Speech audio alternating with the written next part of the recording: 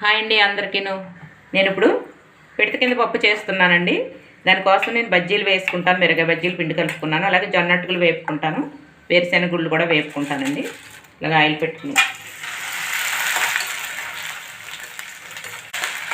ఇలా ఇవన్నీ వేపేసుకుంటానండి. నేను జొన్న అటుకులు వేపేసుకున్నాను, అలాగే వేరుశెనగ గుళ్ళు వేపేసుకున్నాను, అలాగే బజ్జీలు కూడా ఇలాగ వేపేసి నేను కట్ చేసి పెట్టుకున్నానండి బజ్జీలు. ఇప్పుడు బజ్జీ పప్పు కలుపుకుందామండి.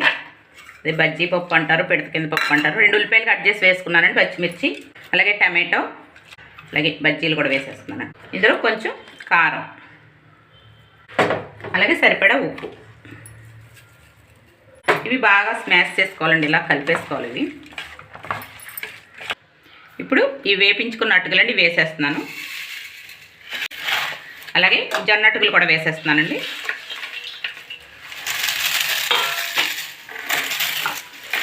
ఇదంతా ఇలా మిక్స్ చేసుకోవాలండి బాగాను. ఎందుకంటే ఇవన్నీ ఇలా మిక్స్ చేసుకున్నాను కదండి. ఇప్పుడు ఒక నిమ్మ చెక్క పిండుతున్నానండి, పెద్ద నిమ్మ చెక్క ఇది. ఒక నిమ్మ చెక్క పిండి వేసుకుంటున్నాను. ఎందుకంటే ఇప్పుడు లెమన్ కలిపేసుకున్నాను కదండి. ఇప్పుడు వేరుశెనగ గుళ్ళు వేసేస్తున్నాను, అలాగే కొత్తిమీర. ఇది కూడా బాగా కలిపేసుకోవాలండి రెండును. ఇదిగోండి రెడీ అయిపోయిందండి, అన్నీ వేసి కలిపేసుకున్నాను. పిడత కింద పప్పు రెడీ అండి. కొన్ని ఏరియాల్లో బజ్జీ పప్పు అంటారండి, కానీ మా కోనసీమ సైడ్ అయితే పిడత కింద పప్పు అని అంటారు. అంతేనండి. ఈ పిడత కింద పప్పు మీకు నచ్చినట్టయితే నా ఛానల్కి లైక్ చేయండి, సబ్స్క్రైబ్ చేసుకోండి. Okay friends, bye.